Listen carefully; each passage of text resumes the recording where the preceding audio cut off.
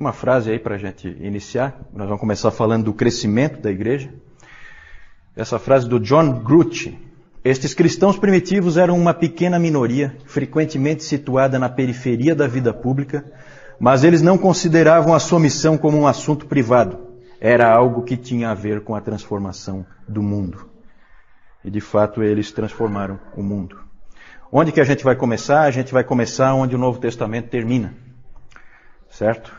Nós vamos começar bem no estilo Terceiro Testamento. Então, terminou o Novo Testamento, nós não vamos falar do Novo Testamento, nós vamos direto para o que aconteceu depois. Os sucessores dos apóstolos vão assumir a igreja. E aí a coisa começa. E aí a igreja começa a crescer. Já começou a crescer com Paulo, evidentemente, mas ela continua crescendo. E é disso que nós vamos falar agora. Pode passar. O crescimento da igreja em duas frentes. Primeiro com o judaísmo, isso ainda a gente vê no Novo Testamento, uma série de apóstolos indo para os judeus, e um apóstolo especificamente, que é quem? Paulo vai para os gentios, certo? E começa a alcançar os gentios. Então essa expansão é em duas frentes. Socialmente, o cristianismo começa atingindo principalmente os mais pobres, os mais humildes, as camadas mais inferiores da sociedade, mas sempre desde o início nós tivemos também pessoas com uma posição mais alta na sociedade. Isso sempre aconteceu e foi aumentando. Começou lá pelo ano 60, começou a entrar mais gente em postos mais elevados dentro do Império Romano. Começaram a se tornar cristãos também. Mas a gente sabe que sempre houve também pessoas mais ricas e mais bem posicionadas na sociedade desde o início. Tanto que o Clemente de Alexandria, ele fez uma pregação em que ele falava: que tipo de pessoa rica pode ser salva? Então essa também era isso a gente tem, né, os escritos dos pais mostrando isso. Geograficamente, quero mostrar geograficamente. Pode passar, isso que eu quero mostrar no mapa. Esse mapa está ruim de ver aí, que só vendo. Mas aqui em vermelho nós temos as áreas atingidas pelo cristianismo no primeiro século. Ainda no primeiro século. Onde o cristianismo já tinha se espalhado no primeiro século. São as áreas em vermelho. Aqui fica Israel, né? Aí nós temos aqui a Ásia Menor. Aqui nós temos a Caia, né, a Grécia, aqui Corinto. Nós temos aqui Roma.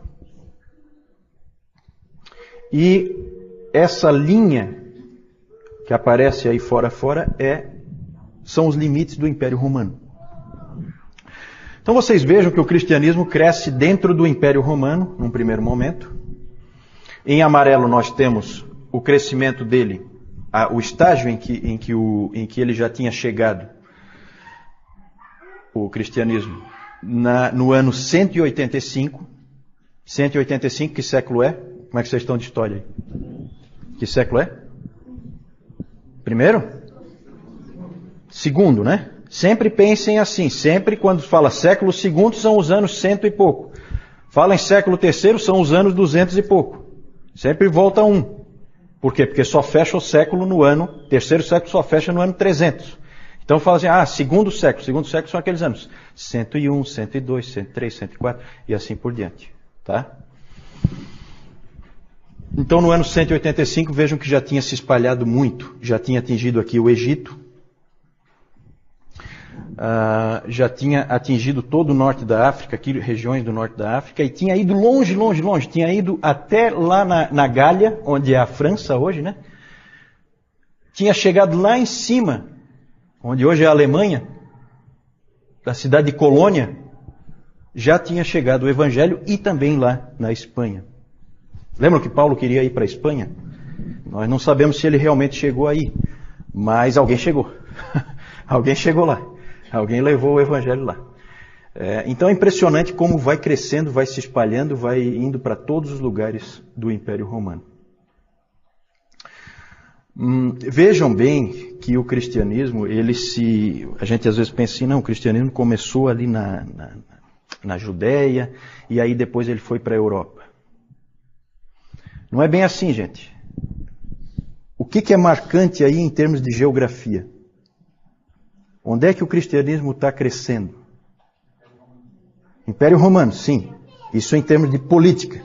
Em termos de geografia, onde é que o cristianismo cresce?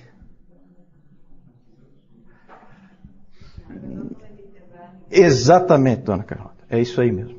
Mar Mediterrâneo. Essa é a chave. Certo? Por quê? Porque está cheio de cristãos aqui na África. Um monte de coisas que a gente vai ver, um monte de pais da igreja são africanos. Aí alguém fala assim, mas Agostinho é africano. Né? Aí você fica pensando, né? Africano, uma pessoa de cor negra, são países pobres. Né? A gente fica pensando com a cabeça de hoje. Completamente errado. Isso aqui é Mar Mediterrâneo, gente. Isso aqui é lugar nobre. Aqui, é Alexandria. O centro cultural do Império Romano. A grande cidade onde todos os intelectuais estavam, né? Vamos só trocar rapidinho aqui para próximo slide, Cis, por favor. Isso aqui é hoje, só para a gente ter uma ideia, né? Então aqui, Ásia Menor. Ásia Menor era o berço do cristianismo ali onde tudo começou. Ásia Menor hoje é Turquia, toda ela é Turquia. Várias daquelas cidades que a gente vê no Novo Testamento estão todas aqui dentro da Turquia. Interessante aqui que eu também queria chamar a atenção, já que a gente falou do Mar Mediterrâneo, que a dona Carlota citou lá para nós muito bem, é que Israel olha para o Mar Mediterrâneo, né? Isso é bem nítido. Israel ele fica de frente para o Mediterrâneo. Parece que a coisa já na mente de Deus já estava toda planejada. Né? Joga aqui no Mediterrâneo. E dali espalha, né? Israel fica de fato de frente para o Mediterrâneo. Aqui nós temos a Grécia, a Itália, a Alemanha fica bem ao norte da Itália, a França lá, a Espanha. E aqui hoje no norte da África, por causa das conquistas muçulmanas, hoje nós quase não temos cristianismo aí, né? Mas em outros tempos foi um lugar importantíssimo para o cristianismo, o norte da África. Isso aí só para mostrar para vocês, para a gente ter uma ideia de como é hoje, como era naquele tempo e como começou a expandir. A chave realmente é, como o Valdir disse, o Império Romano e o Mar Mediterrâneo, que o Império Romano se constitui muito em cima do Mar Mediterrâneo. A cidade de Alexandria, que eu falei antes, Alexandria, ela fica bem ali naquele delta do Nilo, na saída do Nilo ali. A cidade de Alexandria, ela é famosa pelo quê? O que tinha na antiguidade na cidade de Alexandria? Farol de Alexandria, uma das maravilhas do mundo antigo, né? E que mais? Biblioteca de Alexandria, a grande biblioteca de Alexandria. Todos os livros do mundo estavam na biblioteca de Alexandria. Cidade fundada pelo Alexandre o Grande, imperador do Império Grego. Certo? Então essa é uma cidade bem importante. O que aconteceu com a biblioteca de Alexandria, hein? Pegou fogo, exatamente, pegou fogo. Pegou fogo. Foi um grande desastre aí, né? Essa perda. É interessante porque tem assim umas coisas pitorescas, né? Alexandria se acredita que o primeiro bispo da cidade de Alexandria, o fundador da igreja lá, tenha sido o evangelista Marcos. Só que isso é mais no campo da tradição do que propriamente algo comprovado historicamente. Também tivemos forte expansão para o Oriente, não foi só para cá. Para cá também houve expansão. Veio para a Síria, para a Pérsia, expandiu, o cristianismo expandiu para a Síria, expandiu para a Pérsia, expandiu até o Afeganistão, foi para a Mesopotâmia, foi até o Afeganistão. O apóstolo Tomé, alguém sabe para onde é que Tomé foi? Para a Índia, exatamente. Tomé foi para a Índia. Imagina, foi lá para a Índia, lá do outro lado. De novo, a gente está sendo seletivo. Por quê? Porque nós temos poucos registros do que aconteceu na Índia. Mas a igreja estava crescendo lá. Depois, um grande professor de Alexandria é cheio de professores, tá? Um grande professor de Alexandria, de um seminário que existia aqui em Alexandria, onde grandes nomes, depois nós vamos ver, apareceram. Ele também foi para a Índia como missionário. Para fortalecer o trabalho que Tomé já tinha começado. Esse cara se chama Pantenos. Foi professor do Clemente de Alexandria. Vamos lá, pode seguir. Por que a igreja cresceu? Em primeiro lugar, pelo poder do Evangelho. E há gente que diz que não existem pessoas que tentam desviar as coisas e querem dizer que não, que o cristianismo cresceu porque havia um vácuo, uma falta de uma religião no Império Romano. E o cristianismo veio preencher esse vácuo. Nada mais longe da verdade. O Império Romano era cheio de religiões. Cheio de todo tipo que você puder imaginar. Tinha as religiões pagãs tradicionais, que vocês conhecem, com aqueles deuses todos, greco-romanos, né, vieram da Grécia, mas foram trazidos para os romanos. E Zeus, todos aqueles deuses lá, Diana. Tinha as religiões então pagãs tradicionais, tinha as religiões pagãs de mistério, como o culto de Mitra, que veio da Pérsia, vinha de outros países, né? O culto de Ísis, que veio do Egito, e o culto de Cibele, que veio da Ásia Menor. Só exemplos, né? As filosofias, muitas filosofias nessa época também, o epicurismo, o estoicismo, que até aparece no próprio livro de Atos, muita mistura de religiões, muito sincretismo, e principalmente uma coisa que vai ser importantíssima na história da igreja, a adoração ao imperador, certo? O culto ao imperador, ele começou depois da morte de Júlio César. Júlio César morreu em 44 a.C. e ele passou a ser adorado. E aí Augusto, né? E eu vou começar aqui a pegar os nomes do mal, né? Eu vou começar a ver os nomes de vocês. Quem tem nome bíblico está mais ou menos escapou, né? Mas é que eu tenho um nome que eu vou me complicar muito aí na história da igreja. Então eu quero ver se trago alguém comigo pro lado sombrio da força. Então o Augusto está aí, o Augusto? Augusto já veio pro meu time. Esse aí é mau. O imperador Augusto foi adorado em vida. É de uma humildade, né, esse rapaz, né? Ele queria ser adorado em vida. Não, com certeza não. Com certeza não. Eu tenho que trazer alguém pro meu time, tá? O Augusto é um reforço bom. Depois nós vamos conversar. Quem tem nome bíblico já escapou, mas quem tem nome aí meio duvidoso, nós vamos encontrar aqui na história da igreja, tá? Porque esses nomes não vêm do nada, não. A gente tem muito aquela mania de ver o que significa o nome, né? Isso aí é secundário. O mais importante é saber por que o nome existe. Ele existe por causa de algum personagem histórico. O culto ao imperador era bem simples. Na verdade, você tinha que só reclinar a cabeça ou queimar um pouquinho de incenso. Isso aí salvava a tua vida. Salvava a tua vida. Só que a gente sabe que, depois nós vamos ver, as pessoas preferiam morrer. Naquela época podia-se crer em qualquer religião. Não tinha problema nenhum. Alguém, inclusive, disse que nessa época todas as religiões eram consideradas pelo povo como igualmente verdadeiras, pelos filósofos como igualmente falsas e pelas autoridades como igualmente úteis. Certo?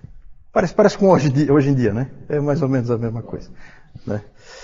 Nada de novo debaixo do sol. Só que o cristianismo gerou um problema. Acho que pode passar aí. Ele gerou um problema por causa do seu exclusivismo. Os cristãos começaram a ser perseguidos não por serem cristãos, mas por serem cristãos apenas. Certo? Esse era o problema. O problema é você ser só cristão. Isso é inadmissível. Você pode ter toda a religião que for, não tem problema nenhum. O Império Romano aceita, não tem crise. Os judeus também tinham essa característica. Só que os judeus eram isentos de adoração ao imperador, por motivos que eu não vou entrar agora, mas que tem a ver basicamente pelo fato de ser um Estado organizado e Roma tinha uma preocupação em manter o que ela chamava de paz romana. E os cristãos não ganharam essa isenção. Ficaram numa situação difícil. Vamos lá. Testemunho dos cristãos. O crescimento da igreja foi em cima do testemunho dos cristãos. Podem ter certeza disso. Por palavras, né? Cada cristão era um missionário. Cada um deles. Alguém disse que eles eram assim um coração cheio de amor incendiando um outro coração. Era assim que eles funcionavam, era assim que eles viviam. Os mercadores levavam o evangelho de cidade em cidade, de feira em feira. Os soldados levavam o evangelho de posto em posto. E assim a coisa ia migrando. Eles então testemunhavam por palavras, eles testemunhavam pelos seus atos, porque eram pessoas extremamente boas, que faziam o bem e impressionavam as pessoas por isso, porque isso não era comum naquele tempo, não era tempo do politicamente correto, nada disso. Cada um por si, Deus por todos. E eles eram diferentes.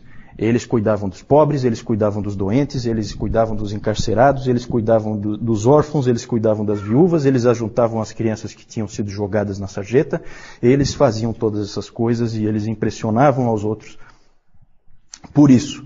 E eles se amavam a ponto de dar a vida uns pelos outros. Um dava a vida, o outro ia junto com ele. Então isso tudo impressionava, isso tudo afetava. E principalmente eles testemunharam também pela morte. Tertuliano disse aquela famosa frase bem conhecida, que o sangue dos mártires é a semente da igreja. Podemos passar para o próximo aí. Eu acho que agora nós temos algumas figurinhas aí, o João vai só apresentar para vocês. Já que eu tenho o risco de ser preso, então vou ser preso por algum motivo. Aqui nós vemos aqui, são as estradas que eram construídas lá na antiguidade pelos escravos. A Roma, como ela dominava toda aquela região ali, então ela botava os escravos para fazerem aqui as estradas, tá? Aqui tem essa ponte aqui, nós não sabemos direito onde é, mas a gente vê aqui como já era evoluído o sistema romano ali de construções. Próximo. Aqui nós vemos também a principal entrada naquela época de acesso a Roma, que é a Via Ápia. Nós vemos aqui todas essas entradas aqui, como ela já era bem formada e como ela era bonita também ali, tipo uma alameda. Não se compara a nossa agora, mas a estrutura dela era muito boa. E aqui nós temos os templos ali na cidade de Éfeso. Aqui o templo já de Diana. Aqui nós temos a foto, uma estátua de Diana. Aqui podem ser vistos, talvez aí não dê de ver que está meio embaralhado, mas aqui são vários seios que tem aqui. Dá para ver como ela tinha um domínio muito grande. E aqui a gente vê a coluna onde ela foi, a cidade onde atualmente a foto atual da cidade onde ela era feita. E aqui a gente vê o pilar daquela construção lá. Próximo. Aqui nós vemos também, como o Juliano falou ali, o culto a Mitra. Aqui, esse aqui era o Mitra ali, o poder dele, a força que ele tinha, estava mostrando a força ali, ele matando um touro, tá? E aqui era tipo um batismo. A pessoa ficava aqui embaixo, tinha um piso cheio de furo, eles matavam o animal aqui em cima, o sangue corria por esses buraquinhos aqui e batizava a pessoa lá embaixo com sangue. É meio carnal, né? Ali estava mostrando, o Mitra ele venceu então o touro, aquilo ali tem a ver com a astrologia, tá? Então tudo isso aí é ligado à astrologia, é tudo cheio de, é bem uma coisa bem do paganismo mesmo. E ali, como o João mostrou, na verdade aquilo ali é uma foto atual de uma ruína, mostrando em Roma um local desse onde era feito esse tipo de coisa aqui, ó. Existe lá hoje para visitação turística. Pode passar então. Vamos falar das perseguições. Ali o João mostrou as estradas romanas, né? Eu esqueci de falar de como favorecia a expansão, né? Do crescimento da igreja, o momento em que o cristianismo apareceu, o momento em que Jesus Cristo veio, como o Império Romano favoreceu essa expansão. Então você tinha essas estradas, você tinha toda uma estrutura, você tinha o estabelecimento da paz romana, que te dava trânsito livre pelo mar Mediterrâneo, te dava trânsito livre por vários países diferentes que eram conquistados pelos romanos. Isso tudo ajudou muito a expansão da igreja. Como a gente vê no próprio livro de Atos, né? Ali o João mostrou também o templo de Diana, né? Aparece toda essa questão de Diana dos Efésios, aparece em Atos. Todo o problema das estatuetas. Nós temos uma estatueta ali, aquela ali que ele mostrou, é uma estatueta daquelas que houve toda aquela confusão que o Paulo acabou sendo preso por causa do medo dos fabricantes de estátuas em perder o seu negócio, né?